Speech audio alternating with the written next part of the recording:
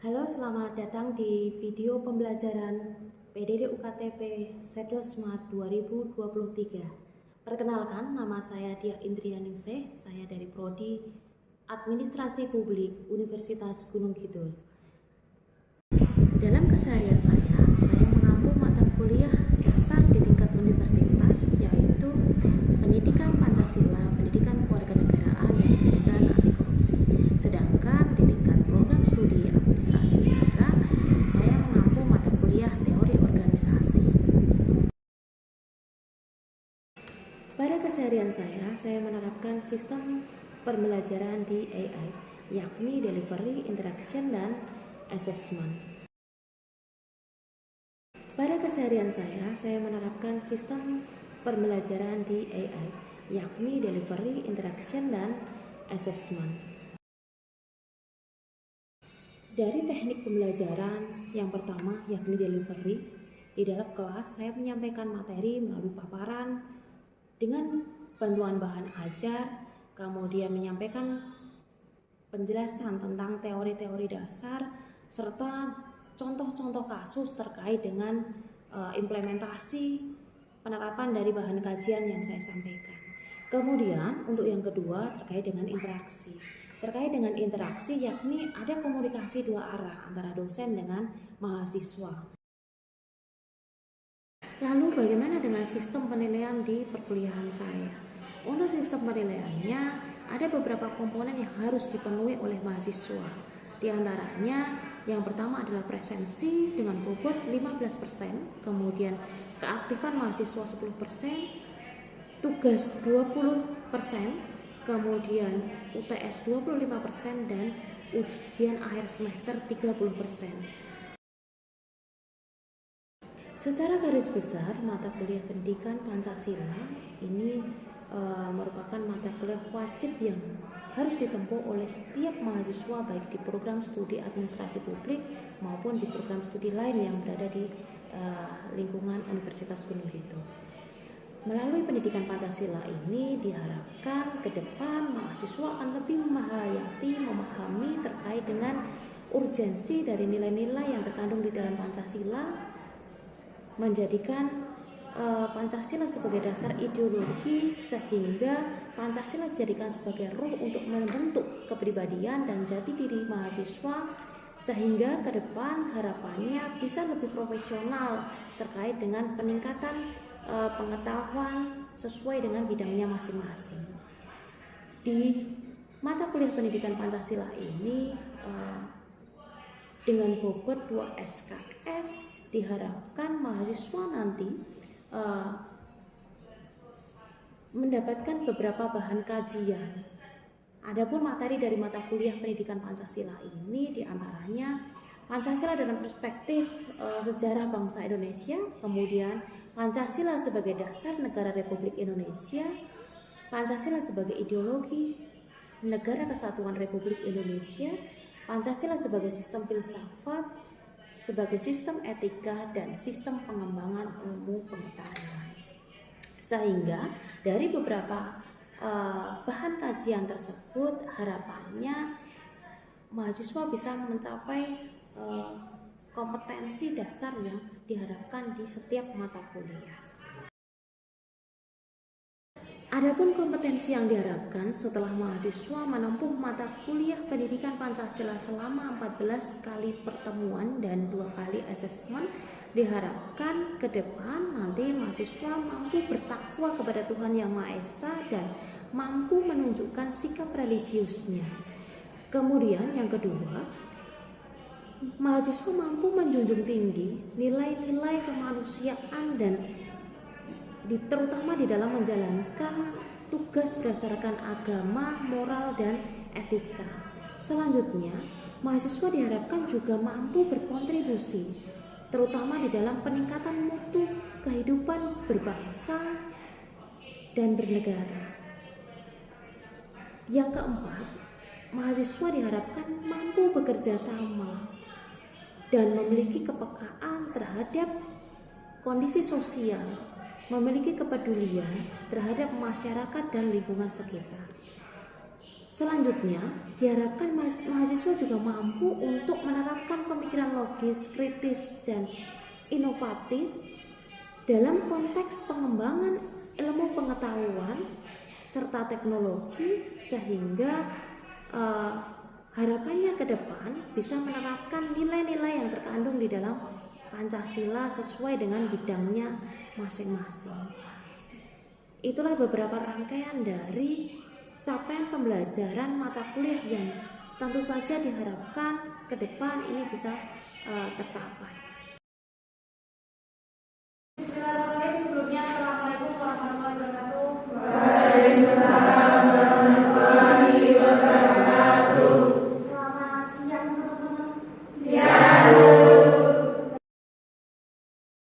Hari ini kita akan melanjutkan perkuliahan pendidikan Pancasila. Di minggu yang lalu sudah saya sampaikan terkait dengan RPS-nya atau rencana perkuliahan kita selama 1 semester itu mau ngapain, mau apa saja yang akan kita pelajari bersama. Itu sudah saya sampaikan di minggu yang lalu. Kemudian untuk hari ini kita akan melanjutkan perkuliahan pada sesi kedua ini. Nanti ada beberapa hal yang akan saya sampaikan, tetapi sebelumnya marilah kita berdoa terlebih dahulu ya untuk mengawali perkuliahan pada siang hari ini supaya apa yang kita laksanakan bisa bermanfaat untuk kedepannya.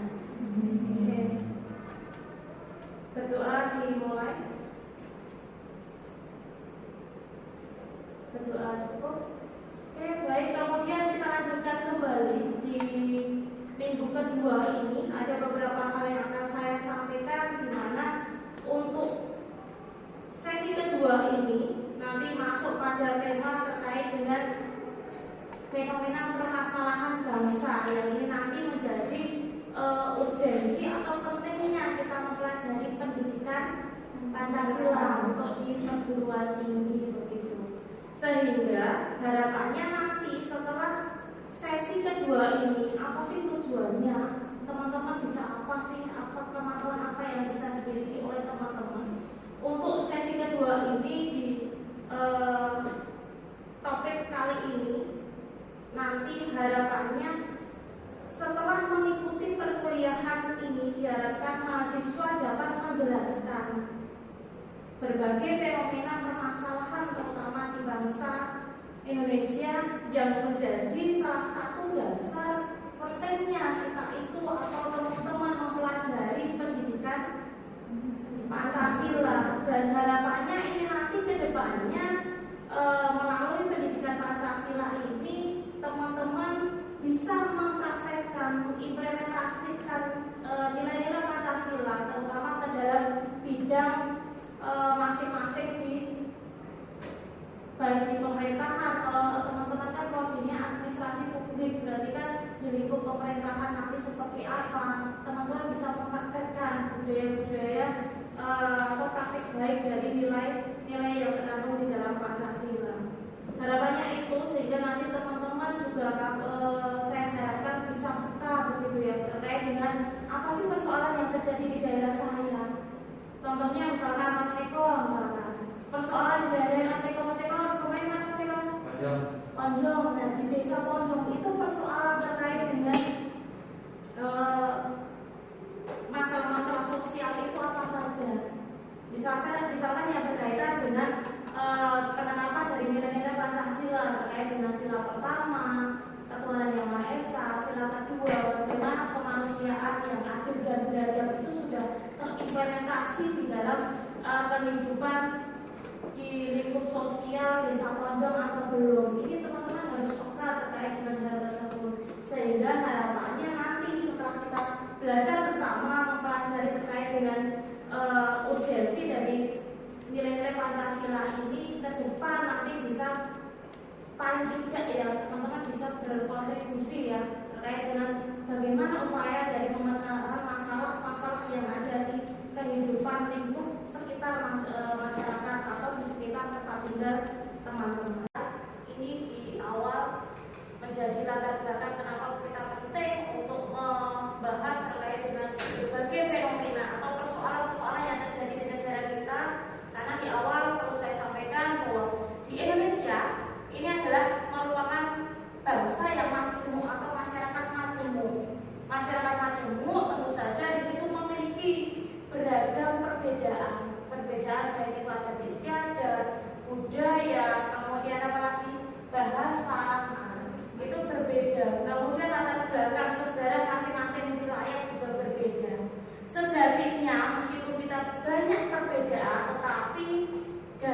perbedaan itu menjadi satu ciri khas atau sebagai identitas kekuatan bangsa kita, yakni menjadi identitas kebinekaan yang kemudian ini nanti bisa melebur ke dalam Tunggal Ika menjadi suatu kekayaan identitas nasional, sehingga sudah tidak kita lakukan lagi kita memiliki perbedaan-perbedaan tetapi sudah tidak menjadi masalah begitu.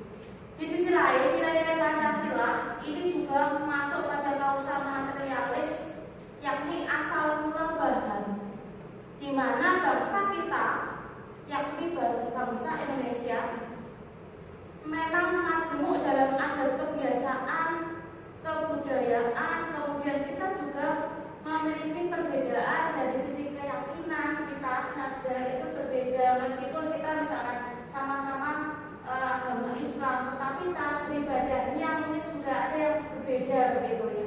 Kemudian dari berbagai perbedaan ini juga lambat laun dengan perubahan zaman di era globalisasi ini ternyata mulai tergerus dalam perkembangan zaman yang bergerak begitu cepat. Pancasila yang sudah dihimpun oleh para pendiri bangsa sebagai dasar ideologi dan kepribadian bangsa ini secara operasional realitas di masyarakat ini mulai memudar atau mulai terkikis dengan perubahan-perubahan yang terjadi yang tidak bisa kita kendalikan begitu.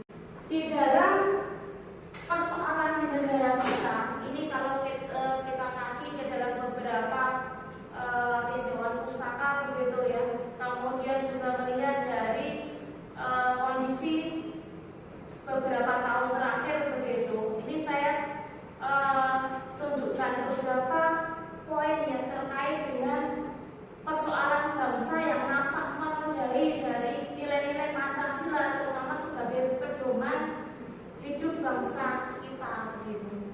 Ada beberapa poin persoalan yang kita hadapi sampai saat ini begitu. Yang pertama itu terkait dengan korupsi. Korupsi itu apa sih? Saya tanya, atau saya tanya gini, ada enggak di kelas ini yang belum pernah korupsi? Semua korupsi gitu kan? Dan tanya, yuk siapa yang pernah korupsi? Ya pernah korupsi waktu, pernah korupsi waktu gitu ya. Korupsi waktu itu merugikan siapa nanti? Merugikan yang saya ambil waktunya dan juga saya sendiri. Salah satunya yang mungkin sering dilakukan oleh teman-teman itu adalah korupsi waktu. Tetapi secara nasional, secara lingkup luas itu kita bisa merasakan dampak masif dari praktik korupsi yang terjadi di negara kita. Mulai dari terkait dengan bidang kesehatan misalkan. Praktik korupsi terjadi tidak di bidang kesehatan? Terjadi. Sebagai contohnya misalkan ketika ada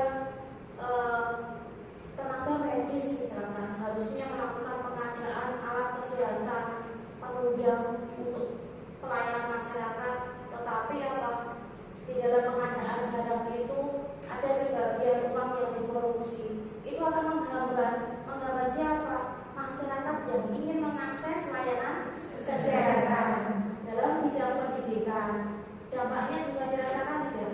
Ya, karena apa? Ketika banyak oknum yang melakukan praktek korupsi kaitannya di bidang pelayanan pendidikan, itu nanti juga akan berdampak pada masyarakat itu sulit untuk mengakses layanan pendidikan. Ketika misalkan dana yang sekian triliun itu dikorupsi oleh sekelompok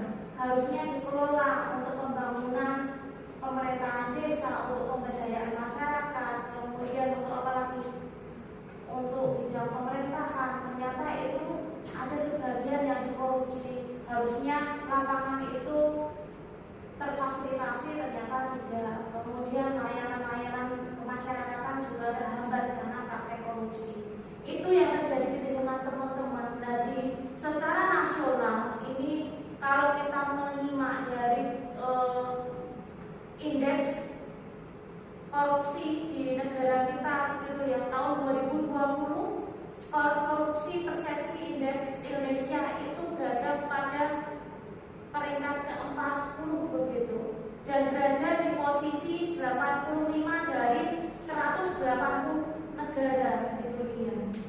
Kemudian di sisi lain juga Indonesia juga menunjukkan berada di peringkat keempat. Di peringkat keempat ini di wilayah ASEAN.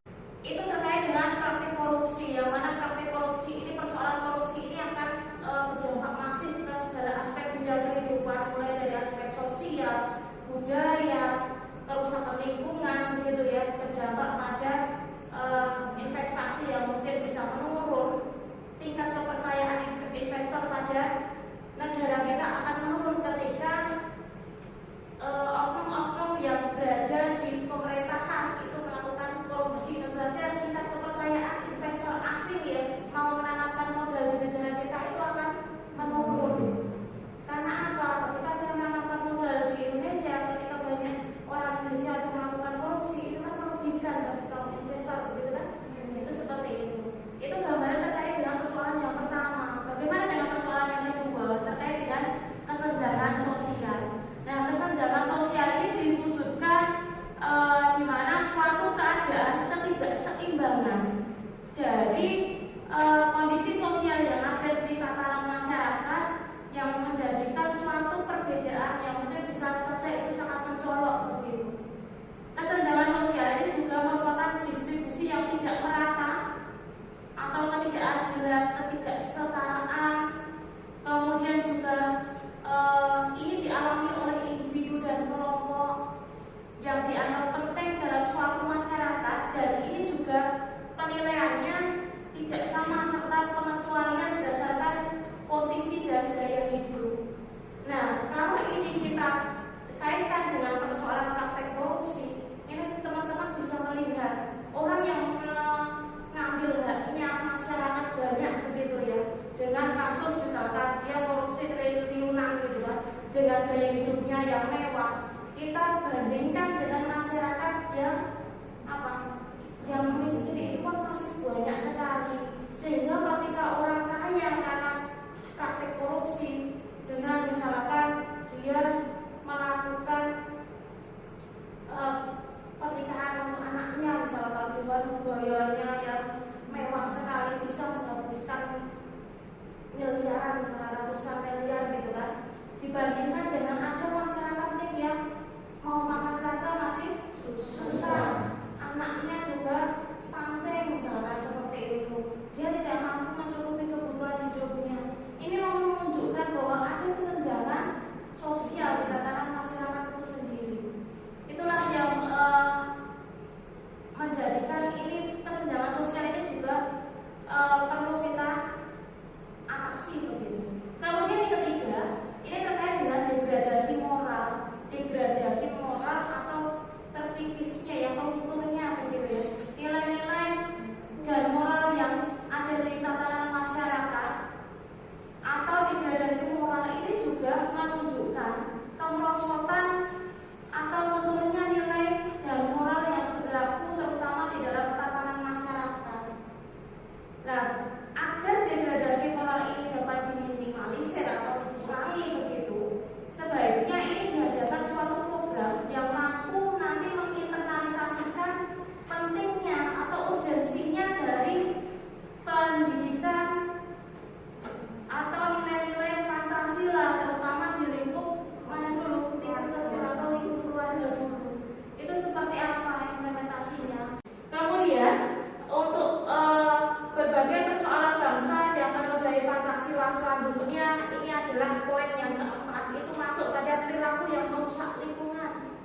Perilaku perusakan lingkungan atau lingkungan hidup ini adalah tindakan orang yang menimbulkan perubahan langsung atau tidak langsung, baik itu terhadap sifat fisik, terhadap sifat kimianya, kemudian juga juga hayati lingkungan hidup, sehingga ini akan melampaui kriteria dari kerusakan lingkungan itu.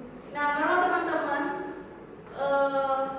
amati ya di lingkungan sekitar teman-teman, ada tidak praktik-praktik dari masyarakat yang itu tidak mempertimbangkan baik analisis dampak lingkungannya seperti apa ketika membangun suatu kawasan industri misalkan? Ada tidak? Gunung Kidul ada? Ada.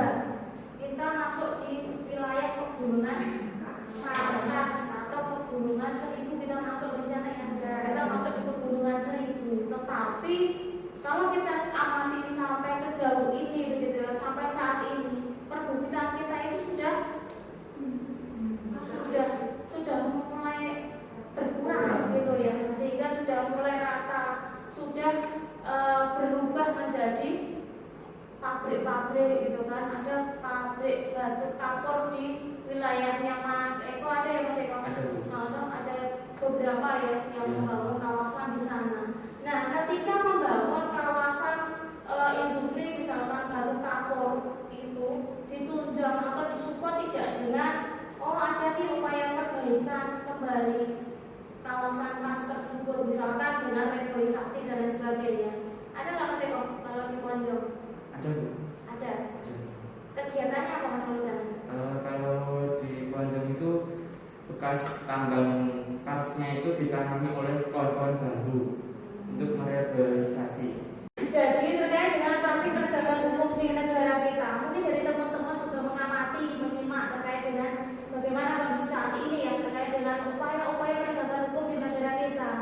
Ada yang mungkin tidak puas dengan praktek dari aparat penegak hukum, karena tadi saya sampaikan bahwa ternyata banyak aparat penegak hukum itu justru melanggar dari apa yang sudah dirumuskan di dalam kebijakan penegakan aturan di masyarakat itu sendiri. Kalau teman-teman bisa menanggapinya seperti apa?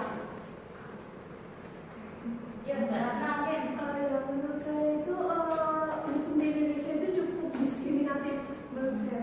Seakan-akan hukum itu tumbuh ke atas tapi tajam ke bawah. Seperti contohnya apabila ada kasus suap, korupsi kepada para pejabat itu yang melakukan, itu hukum itu seolah ringan dan dengan penjara yang lebih enak mungkin karena memiliki sel-sel tahanan yang mewah lah, dan untuk orang-orang bawahan seperti kita, orang-orang miskin sepertinya, itu apabila mencuri kayu satu pohon aja untuk biaya kehidupannya itu penjaranya sangat lama dan itu memberatkan seperti itu.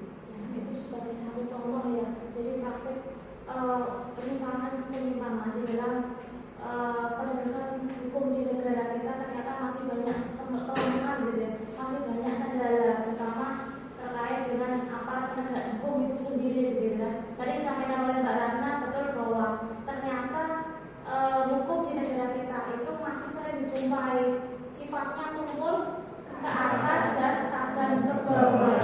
Ada satu praktek yang mungkin saya juga pernah mendengar apa yang disampaikan oleh Mbak Ratna di media massa, itu ada simbah-simbah yang ada nenek-nenek yang terpaksa mencuri kayu di ladang milik kehutanan kalau tidak salah. Itu ternyata apa? Ketahuan terus ditarik sampai pingsan ya, dibawa dituntut ke meja hijau begitu. Itu berbanding terbalik dengan orang yang mampu begitu, yang mampu dia merugikan banyak orang, kemudian dia mendapat keuntungan yang luar biasa bukan recehan lagi. Ternyata apa? Hukumannya justru lebih ringan dibandingkan dengan simbah-simbah yang ingin mempertahankan kelangsungan hidupnya tadi. Itu bisa teman-teman pahami, di lingkungan teman-teman pun juga mungkin banyak dijumpai praktek-praktek di dalam penegakan hukum, terutama di kalangan pemerintahan desa misalkan. Itu mungkin bisa kita amati sama-sama sehingga ternyata ini urgensi dari nilai-nilai Pancasila ini perlu kita kuatkan kembali begitu ya.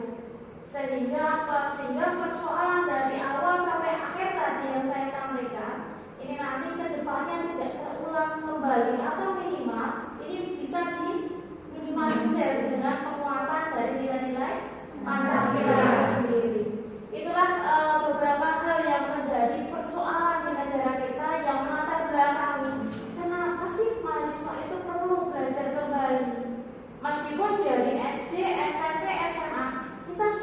belajar bersama terkait dengan pendidikan Pancasila gitu. Ya enggak? Kenapa ini diwajibkan? Karena dari pertimbangannya, dari yang saya sampaikan tadi, banyak persoalan yang kita hadapi di negara kita, mulai dari korupsi sampai ke upaya penegakan hukum di negara kita yang belum maksimal begitu. Sampai sini ada tanggapan? Ada? Jadi tetap semangat. Ini baru semester 1 ya? Tetap semangat teman-teman. Ini baru awal semester 1 itu masih ya mulai membiasakan diri beradaptasi dengan kelas gitu ya, dengan lingkungan di universitas mau seperti apa. Tetapi kedepannya peran atau partisipasi mahasiswa ini kami harapkan begitu, sehingga nanti mahasiswa ini bisa berkontribusi di masyarakat. Itu mau ngapain saya itu dengan persoalan masyarakat itu juga cukup kompleks begitu, ya enggak? Persoalan masyarakat itu cukup kompleks gitu ya. Masalah kesehatan terkait dengan stunting, bagaimana upaya penurunannya, dilihat kalau misalkan teman-teman ini kan nanti bidangnya di administrasi publik. Nah, dari kacamata atau sudut pandang administrasi publik itu seperti apa? Kita hubungkan dengan penerapan nilai-nilai Pancasila yang harus kita tegakkan begitu atau kita kuatkan. Itu mungkin ada tanggapan. Kemudian untuk seksi yang terakhir di sini, karena waktunya sudah mendekati habis ya ini ya. Jadi harapannya ini nanti saya berikan evaluasi yang mandiri seperti biasa kemarin, seperti saya sampaikan di MPS begitu. Nanti ini bisa direkam, jadi tugas mandirinya ini nanti bisa dikerjakan dan dikumpulkan untuk minggu depan begitu, dikumpulkan di pertemuan minggu depan.